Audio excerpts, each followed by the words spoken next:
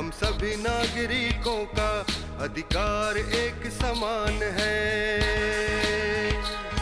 आदिवासी दलित महिलाओं के लिए, शोषित ग्रामीण बेसहारों के लिए झालसा का योगदान है।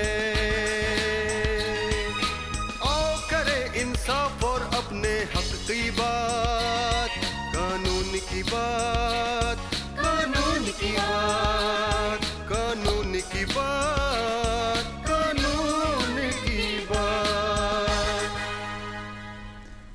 जोहार, नमस्कार। कानून की बात में जब भी हम आपके साथ रूबरू होते हैं तो कुछ चीज़ें रिपीट करते हैं। जैसे माननीय सर्वोच्च न्यायालय ने सरकारों के साथ मिलकर यह व्यवस्था की है कि कोई व्यक्ति न्याय से वंचित नहीं रहे, चाहे वो गरीब हो, चाहे उसकी पहुंच नहीं हो, चाहे वो अनपढ़ हो, चाहे उसके पास पैसे नहीं हो। किसी भी स्थिति में अगर न्याय चाहिए, न्याय के लिए लड़ाई लड़नी है तो विधिक सेवा प्राधिकार का गठन किया गया है। विधिक सेवा प्राधिकार इसमें मदद करती है। इसमें कुछ श्रेणी बनाई गई है जिसमें SC, ST, तमाम महिलाएं, जो ट्रांसजेंडर हैं, वो इन सब लोगों को मुफ्त में कानूनी सहायता दी जाती है। आपको सिर्फ एक एप्लीकेशन लिखना है, वहाँ पर बाकी सारी व्यवस्था आपके सर्वोच्च न्यायालय तक लड़ने के लिए वो व्यवस्था करते हैं। ये सारी व्यवस्था है। किसी भी तरह की सरकारी स्कीम में आपके साथ अन्याय हो रहा है और जो प्रशासनिक अधिकारी हैं वो नहीं सुन रहे हैं, तो ऐसी स्थिति में भी आप न्यायालय का दरवाज़ा खटखटा सकते हैं। इसलिए कि भारत के संविधान ने हमको मौलिक अधिकार के साथ साथ मौलिक कर्तव्य भी दिए हैं। तो यह अप्रैल महीना माना ही जाता है कानून का महीना है।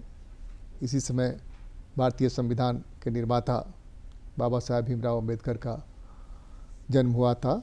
तो उनकी जन्मतिथि बनाने के साथ साथ हम लोग कानून पर थोड़ा सा ज़्यादा तवज्जो देते हैं और ज़्यादा बात करते हैं कि यह सारी व्यवस्था उस संविधान के तहत ही की गई है कि किसी व्यक्ति के साथ भेदभाव नहीं हो, गैर बराबरी नहीं हो, और सिर्फ इसलिए उसको न्याय नहीं मिले जो उसका नैसर्गिक अधिकार है कि उसके पास पैसे नहीं है, गरीब है। इसके लिए कुछ नहीं करना है। आपको विधिक सेवा प्राधिकार के जिला के दफ्तर में, अनुमंडल में दफ्तर है तो अनुमंडल में, पंचायत में पूछ सकते हैं अपने मुखिया सरपंच से, वार्ड पार्षद से कि यहाँ PLV कौन है, उनके माध्यम से आप कर सकते हैं और वो आपका एप्लीकेशन फॉरवर्ड कर देंगे। उससे आपका काम चल जाएगा।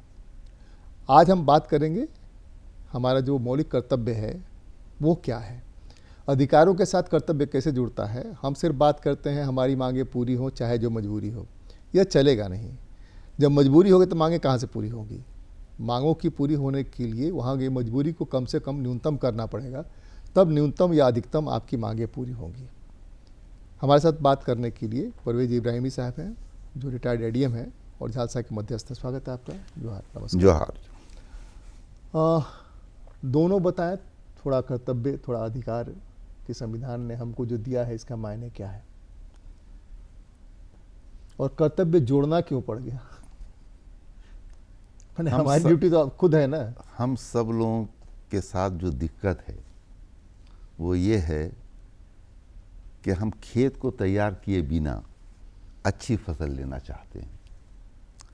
कोई भी समाज हो या देश हो, वो तब तक उन्नति नहीं कर सकता जब तक कि समाज में नैतिकता का मूल्य लोग नहीं समझें, जब तक एक कंपोजिट जो कल्चर हमारा है उसका ध्यान नहीं रखें, जब तक वो अनुशासित नहीं रहें। तो अनुशासन ज़रूरी है, सौहार्द सामाजिक ज़रूरी है, हमको अपने कर्तव्य का बोध होना ज़रूरी है। ये जो मूलभूत सिद्धांत है जो पूरी दुनिया ने जिसको अडॉप्ट किया हुआ है आज या इससे पहले, हमारी जो धार्मिक विचार थे उसने भी इसको समाविष्ट किया था अपने विचारों में, और उसको धरातल पर लाने के लिए धर्म के ज़रिए चाहा था कि समाज किस तरह का, हमको समाज का निर्माण करना है। जहाँ तक फंडामेंटल राइट, मूलभूत अधिकारों, उस पर हम आएंगे। आप देखिए ना, हमारे यहाँ जो अलग अलग रिलीजन्स हैं उन्होंने पृथ्वी की पूजा की बात की, सूर्य की पूजा की बात की, इसलिए कि पृथ्वी से हमको उत्पादन होता है और सूर्य उसके लिए मुख्य जिम्मेदार है। जल की पूजा करेंगे नहीं, एकदम। तो ये सारी व्यवस्था हमारे यहाँ थी और उसके डिसिप्लिन में हमको रहना पड़ता था। अभी भी डिसिप्लिन में है, लेकिन वो सिर्फ रिचुअल तक, नहीं, उसको एडॉप्टेशन जो है ना, यही सबसे इम्पोर्टेंट है कि धर्म हो या संविधान हो या कोई कानून हो, वो बनता इसलिए है कि समाज में सब लोग अगर नहीं भी मान रहे हैं, कुछ लोग ऐसे हैं जो नहीं मान रहे हैं, तो उनको कानून के मनवाने का कुछ प्रावधान रखा जाए, नहीं तो समाज तो फिर छितर बितर हो जाएगा।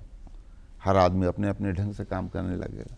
हम जितना कॉन्शियस हैं फंडामेंटल राइट्स को लेके, उस कॉन्शियसनेस के सिर्फ एक पार्ट पर हम ध्यान देते हैं, मेरा राइट क्या है। हम कभी ये नहीं सोचते कि हमारे सामने वाले का भी कुछ राइट होगा। अगर हमको अपने राइट की चिंता है तो हमको कहीं ना कहीं उनके राइट्स की भी चिंता करनी होगी। और जब दोनों अपने अपने राइट्स के साथ दूसरों के राइट के बारे में सोचेंगे तो फिर बिना किसी न्यायालय के, बिना किसी झंझट के एक दूसरे को बहुत सारा अधिकार प्राप्त हो जाएगा। जब संविधान बना था तो फंडामेंटल ड्यूटीज को उसमें शामिल नहीं किया गया था। स्वर्ण सिंह कमेटी बनाई गई। आवश्यकता महसूस होती है जब भी कि कुछ संशोधन लाया जाए संविधान में, उसके जो रिकमेंडेशंस थे, उस रिकमेंडेशंस को जिस तरह फंडामेंटल राइट है हमारा है, इन्फोर्सिएबल है, लेकिन डायरेक्टिव प्रिंसिपल्स को अगर इन्फोर्स करना है तो हमको अलग से उसके ऊपर लॉ बनाने पड़ते हैं। ठीक वैसे ही नॉन इन्फोर्सिएबल लेकिन एक गाइडिंग प्रिंसिपल के तौर पर हमने फंडामेंटल ड्यूटीज को लाया। ये ड्यूटी ऐसा नहीं था कि जिसको कोडिफाई अगर हम नहीं करते तो ड्यूटीज का पता हमको नहीं था। पूरा कॉन्स्टिट्यूशन और उसका जो स्पिरिट है वो इन्हीं ड्यूटीज को बताता रहता है। और जो भी कानून इस देश में बनता है वो संविधान में प्रदत्त शक्तियों के आधार पर ही, चाहे वो केंद्र बनाए या स्टेट बनाए, उसके स्पिरिट को ध्यान में रख करके ही बनता है, इन्फोर्स करने के लिए उसको। अब हमने 42nd अमेंडमेंट में स्वर्ण सिंह कमेटी के कुछ रिकमेंडेशंस को नहीं भी माना, कुछ को मानते हुए हमने 10 फंडामेंटल ड्यूटीज अपने सिटीजन के लिए, फंडामेंटल राइट्स विदेशियों के लिए भी है, उसको भी लाभ मिलता है उसका, लेकिन उनको पालन करने की ज़रूरत नहीं है। लेकिन हमको सिटीज़न को पालन करना है या उसको अपना गाइडिंग प्रिंसिपल बनाना है, उस स्पिरिट में काम करना है। इसके लिए फंडामेंटल ड्यूटीज़ हमने बनाया। फिर हमने 2002 में एक अमेंडमेंट लाया, 86th अमेंडमेंट। उसमें हमने एक 11th पॉइंट और डाला जो शिक्षा से संबंधित था। पहले से लेकर के 11 तक आप जाएं, एक स्वस्थ समाज, एक प्रगतिशील देश, एक आदर्शवादी देश बनाने की पूरी कल्पना को साकार करने वाली जिम्मेदारी सिटीजन्स को दिया गया है। पहला है कि कॉन्स्टिट्यूशन को आपको सम्मान देना है, उसके स्पिरिट को सम्मान देना है, समझना है, यानी उसके स्पिरिट के खिलाफ कोई काम नहीं करना है। आपको नेशनल फ्लैग और नेशनल एंथम का सम्मान करना है। यह हमारी प्राइमरी ड्यूटी हो जाती है। उससे आगे बढ़ें तो फिर हम समाज में आज जिसकी सबसे ज़्यादा आवश्यकता है, सामाजिक सौहार्द की और कंपोजिट कल्चर को प्रिजर्व रखने की, एक ब्रॉड वे में अगर सोचे तो इंडिक सिविलाइजेशन है हमारा भारतीय सभ्यता जिसको हम कहते हैं। लेकिन भारतीय सभ्यता में कई और सभ्यताएं भी छोटी छोटी सम्मिलित हैं। कोई एक चीज़ भारतीय सभ्यता के अंदर नहीं है। प्रोमिनेंट हिंदू सिविलाइजेशन है, लेकिन बहुत सारे और भी सिविलाइजेशंस हैं, बहुत सारे डायलेक्ट्स हैं, बहुत सारे रिलीजन हैं, बहुत सारे कल्चर हैं, बहुत सारी कम्युनिटीज़ है। उन सब की मिली जुली भी एक संस्कृति है जो ब्रॉड वे में भारतीय सिविलाइजेशन या जिसको इंडिक सिविलाइजेशन हम कहते हैं, आज बड़ा ज़बरदस्त डिबेट चल रहा है कि ये वेस्टर्न कल्चर से अलग जो कॉलोनी की वजह से हम तक पहुंचा है, हम इंडिक सिविलाइजेशन को कैसे आगे बढ़ाएं, देश को कैसे आगे बढ़ाएं, समाज को कैसे संगठित करें, कैसे हम सहिष्णुता की पाठ को पढ़ाएं, कैसे सबको नॉलेज हासिल करने की स्वतंत्रता हम दें या उसको समर्थन दें, सपोर्ट करें। ये आखिरी वाला जो 11वां जो 2002 में 86 अमेंडमेंट से जोड़ा गया, वो शिक्षा का अधिकार है। बाद में हमने उस पर कई लॉज बनाए, कई पॉलिसीज़ बनाई, है कि हर गार्जियन, पेरेंट्स या गार्जियन 6 बरस से लेकर 14 बरस के बच्चों के पढ़ाई के बारे में सोचेगा, उसको पढ़ाएगा। आपने पर्यावरण की बात किया, इसमें पर्यावरण को ब्रॉड वे में लिया गया है। पर्यावरण का संरक्षण मानवता के संरक्षण के लिए जरूरी है, जीव के संरक्षण के लिए जरूरी है, बिना उसके जीव रह ही नहीं सकता। जीव के संरक्षण के लिए जरूरी है, और जीव का संरक्षण, पेड़ पौधों का संरक्षण हमारे संरक्षण के लिए जरूरी है। अभी जिस फ्रीक्वेंसी के साथ गर्मियां बढ़ रही हैं, बहुत सारे तूफान आते हैं, तो अभी कोरोना में सिद्ध हो चुका है। कोरोना जंगल में जो लोग थे उन लोगों को कोरोना नहीं पहुंच पाया। तो वातावरण में आज दिल्ली की बात होती है तो सांस लेना लोगों को मुश्किल हो रहा है। ये स्थिति प्रकृति ने नहीं पैदा किया है, ये स्थिति हमने पैदा किया है। तो इसका निराकरण कौन करेगा?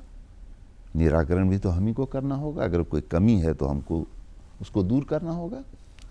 पर्यावरण में आपको जनरल पर्यावरण के साथ नदी, नाले, पोखर, फला, पहाड़, सब चीज का ख्याल रखना है। पहले इसका मतलब समझ में आया तब ना कि नदी के होने का हाँ, मतलब क्या है, इसीलिए हम ये समझते हैं कि अगर कोई चैप्टर जिसका बार बार जिक्र जनता तक के पास होना चाहिए, बार बार उसको जनता तक ले जाया जाना चाहिए, तो वो यही है फंडामेंटल ड्यूटीज। आप याद करिए राजाओं के समय में, खास करके वहाँ जहाँ की सबसे ज़्यादा गर्मी पड़ती थी, बहुत सारी बावड़ियाँ बनी।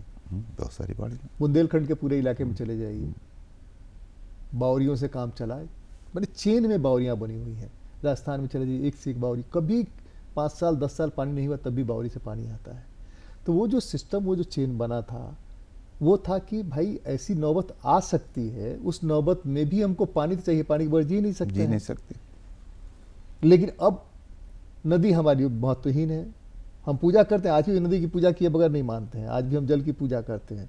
लेकिन नदी में अगर पानी नहीं होगा तो ग्राउंड वाटर कैसे चार्ज होगा? ग्राउंड वाटर चार्ज नहीं होगा तब नल से जल कैसे देंगे? सबसे दिक्कत की बात क्या है ना कि हर चीज में एक विरोधाभास है। हमारे धार्मिक रूप से पूजा करना एक बात होती है, और श्रद्धा के साथ उसका संरक्षण, जिम्मेदारी के साथ उसका संरक्षण, ये एक अलग बात होती है। हमने महिलाओं को भी सम्मान दिया। इसी ड्यूटीज में है कि कोई भी ऐसा काम आप नहीं करेंगे जो महिलाओं के सम्मान के विपरीत जाता हो। तो महिलाओं को भी हमने पूरा सम्मान दिया। लेकिन एक्चुअली हमको देखना ये है कि समाज में जो हम चाहते हैं वो झलक रहा है कि नहीं, समाज सम्मान दे रहा है कि नहीं। नदियों को, बावड़ी की बात आपने किया, आप जरा सोचिए कि क्या बावड़ी से पर्यावरण को कोई नुकसान पहुंचा था क्या? बिल्कुल नहीं, बिल्कुल नहीं। लेकिन आज जो हमारी गतिविधियां चल रही हैं इंडस्ट्रियलाइजेशन के नाम पर, एक डेवलप्ड मॉडर्न सोसाइटी के नाम पर, उसके तो हर चीज से पर्यावरण को नुकसान पहुंच रहा है। इसका जो आसान से आसान तरीका है उपलब्ध, वो है पेड़ पौधे लगाने, ग्रीनरी को बढ़ाना। नहीं, ये बात सिर्फ समझ में आ जाए इब्राहिम साहब, वो बात ये है कि आम तौर पर यह मान्यता है कि हिमालय से नदियाँ निकलती हैं, यह मान्यता है, और पानी वहीं से आता है। तब झारखंड के ऊंचे ऊंचे पहाड़ियों पर नदियाँ कैसे हैं और वहाँ से नदियाँ बह के कैसे आती हैं, ये पानी कहाँ से आता है, ये बात अगर समझ में आ जाए ढंग से समझा दिया जाए, कोर्स में डाला जाए, तो ये बात समझ में आने के बाद लोग नदियों का संरक्षण करेंगे और तब पता चलेगा कि पानी कैसे बनता है, पानी कैसे आता है। देखिए, नदी को आम जन उतना क्षति नहीं पहुंचा रहा है जितना कि हमारी पॉलिसीज उसको पहुंचा रही है। नहीं, पढ़े लिखे लोगों का कमाल है ये। मैं बता रहा हूँ, आप देखेंगे कि अभी प्रदूषण की बात आई थी, कुंभ जैसे जो है आस्था का विषय है, कुंभ को लेकर के क्या बातें उभर के आई। एक कह रहा है कि नदी प्रदूषित है, दूसरा कह रहा है नहीं एकदम शुद्ध है। जब हम कहते हैं कि शुद्ध है तो फिर नमामि गंगे प्रोग्राम क्यों चला रहे हैं? और कितने सालों से गंगा को शुद्ध करने के लिए हम प्रोग्राम चला रहे हैं? चल ही रहा है, अभी कंटिन्यूटी में है। नदियों में अपने आप को शुद्ध करने की क्षमता है। लेकिन तब जब आप नालियां नहीं छोड़ें, इंडस्ट्रियल कचरे नहीं डालें। आपको, अगर आप कलकत्ता की बात करें अंग्रेज़ों के ज़माने की, तो वहाँ पर बहुत सारा डायरेक्ट गंगा में प्रवाहित नहीं होता था पानी। उसको पहले नदी के किनारे एक बड़े से खेत में डाला जाता था। ये अंग्रेज़ों का प्रोग्राम था कलकत्ता में। और फिर वहाँ से वो सिल्टेशन और बैक्टीरियल इफेक्ट के साथ शुद्ध होता था, जमता था। फिर उसको दूसरे तालाब में ले जाया जाता था, वहाँ मछलियाँ पालन की जाती थी उससे। और फिर उसके बाद उसमें जब एक्सेस हो जाता तो उसको नदी में डाला जाता था। यानी एक अपना प्रोग्राम कि पानी जो आ रहा है उसको नाली का ही है तो उसको हम सीधा सीधा ले जा करके नदी में नहीं छोड़ेंगे। यह अंग्रेज़ों के ज़माने का वहाँ पर का तरीका था। अब भले ही वो सब ज़मीन पर बिल्डिंग बनती चली जा रही है, ये हो रहा है, मत्स्य पालन भी बड़ा ज़बरदस्त और पानी भी शुद्ध हो करके नेचुरल वे में वहाँ तक जा रहा है। आप देखिए कि गांव के लोग जो नदियों के किनारे हैं उनकी वजह से उतना नुकसान नहीं है, बल्कि कुछ भी नुकसान नहीं है। वो तो बचाते हैं, इसलिए जिंदगी उन पर नुकसान कहाँ पहुँच रहा है? हमने डैम बना दिया, हमने बालू निकाल लिया जो उसको पानी को फिल्टर करता था और रखता था अपने अंदर, उसको हटा दिया। बहुत सारी नदियाँ छोटी छोटी हैं जो देखने से आप उस पर खेती कर सकते हैं। बालू खत्म हो चुका है, मिट्टी हो गया है। मानी बात है कि ग्राउंड लेवल उसका नीचा जाए। नहीं तो इसको भी सरकार को ही समझाना पड़ेगा, जरूरी नहीं है, आदमी को खुद समझना पड़ेगा ना। नहीं, अब जैसे कि हम अपना फोटो रखते हैं, बाबा का, दादा का, पिता का फोटो रखते हैं, सम्मान बहुत देते हैं। एक सिंपल सी बात आपको बोलते हैं, आम जन फैक्ट्री नहीं लगा रहा, कानून है फैक्ट्री लगाएंगे तो आप उसके वेस्टेज को कहाँ ले जाएंगे, सीवरेज प्लांट रहेगा और कैसे ले जाएंगे, कहाँ ले जाएंगे और कैसे ले जाएंगे। अब अगर वो काम नहीं कर रहा है तो आम जन क्या करेगा? आम जन थोड़ी नहीं लड़ाई करने। अब बालू का ठेका दे दिया आपने, ठेका में कितना बालू उसको निकालना है ये तो आपने सुनिश्चित नहीं किया, या अगर सुनिश्चित है भी तो कागज पर, तो एक्चुअली वो चीज़ें हो नहीं रही है। स्टोन क्रशर्स लगे हुए हैं हर जगह।